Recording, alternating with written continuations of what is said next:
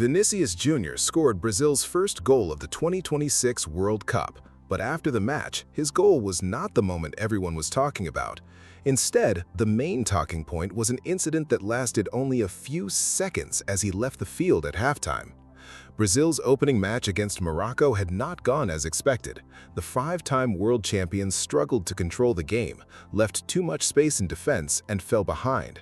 Morocco looked more organized, more aggressive, and better prepared. But when Brazil desperately needed a goal, Vinícius delivered. It was Brazil's first goal of the tournament. It also gave Vinícius a strong start to his World Cup campaign. Under normal circumstances, that goal would have dominated the headlines after the match, but when the first half ended, another moment overshadowed it. As Vinícius walked toward the locker room, a reporter from FIFA's official broadcast tried to stop him for a halftime interview. Vinícius kept walking. According to reports, he was told that FIFA could fine him if he refused the interview. Vinícius responded with a short and direct answer, "We'll pay the fine." Then he continued toward the locker room. At the time this video was made, FIFA had not announced any official punishment for Vinícius, but those few seconds sparked one of the tournament's first major controversies. This was not simply about a footballer who did not want to give an interview. Zlatan Ibrahimovic commented on Vinícius Júnior's decision to reject FIFA's mandatory halftime interview. This is what he said. "People are criticizing Vinícius for refusing the halftime interview. That is nonsense, and I'm going to criticize the people who are criticizing Vini. Halftime is not a television studio. It is not a podcast. It is not a red carpet. Halftime is the heartbeat of a football match. For 45 minutes, the players are warriors inside a storm. They run, they fight, they suffer. Then they earn 15 precious minutes to recover, breathe, listen, and think. FIFA wants them to spend part of those 15 minutes giving interviews. That is like pulling a Formula One driver out of his car during a pit stop and asking him how he thinks the race is going. The purpose of halftime in football has remained the same for years. Players return to the locker room, drink water, catch their breath, and receive medical attention when necessary. Coaches review the mistakes made in the first half, discuss tactical adjustments, and prepare a new plan for the second half. The match may appear to have stopped, but the battle is still going on. Mentally, the players are still inside the game. Their heart rates remain high. Their bodies are still feeling the physical strain of the first half. Within minutes, they must return to the field and compete with the same level of intensity. For Brazil, that halftime break was even more important. The team had struggled against Morocco. The midfield had failed to take control of the game, while the defense had difficulty dealing with Morocco's quick attacks. Carlo Ancelotti needed to step in, speak to his players, and adjust the plan for the second half. For Vinícius, the stadium tunnel was not a television studio. It was the route to the locker room. However, broadcasters have been given greater access to the teams at the 2026 World Cup. Teams are expected to make either a player or a member of the coaching staff available for a short halftime interview. It is not difficult to understand why this matters to broadcasters. They want the immediate reaction of a player who has just scored. They want the thoughts of a coach whose plan failed during the first half. They also want to capture the emotions of a captain whose team is losing. These can all become powerful and compelling moments on television. During post-match interviews, players have time to think and provide more measured answers. At halftime, the game is still in progress, the result remains uncertain, and the pressure has not disappeared. Because of this, the answers can feel more natural and emotional. That is exactly what broadcasters want. However, what a broadcaster sees as exclusive content may be one of the most important moments of the entire match for a player. In my opinion, it would be wrong to view Vinícius's refusal as nothing more than anger or disrespect. Maybe he wanted to join his teammates as quickly as possible. Maybe he did not want to miss the coach's tactical instructions. Or maybe he simply wanted to rest. We do not know exactly what he was thinking. But this incident became so significant because millions of fans saw a much wider problem in those few seconds. The World Cup is no longer just a tournament played on the field. It has also become a massive television and entertainment product.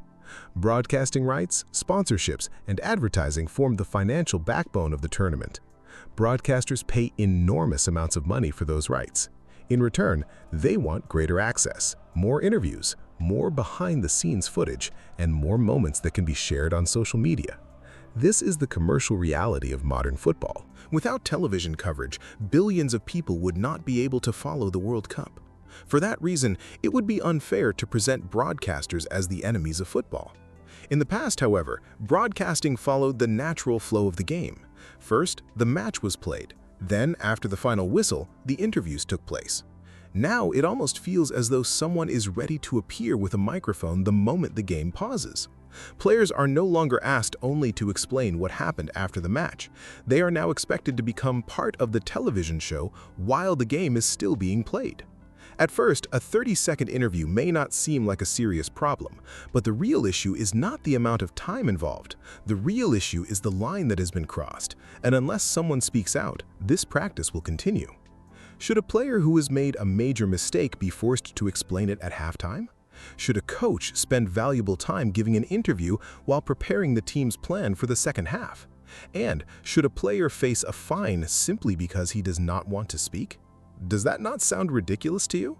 That is what made Vinícius's response, "We'll pay the fine," so powerful. He did not deliver a long protest speech. He did not announce that he was launching a campaign against FIFA. He simply chose not to stop. At that moment, he seemed to decide that the match was more important than the microphone. The tension between the natural rhythm of football and the demands of broadcasters at the 2026 World Cup is not limited to halftime interviews. Every match at the tournament now includes a mandatory 3-minute hydration break in the middle of each half. According to FIFA, the main purpose of this new rule is to protect the players' health. At least, that is what FIFA says. In my opinion, the real purpose of this new rule is to allow broadcasters to use those 3-minute breaks for advertisements. During the opening match between Mexico and South Africa, the American broadcaster Fox switched to full-screen commercials during a hydration break.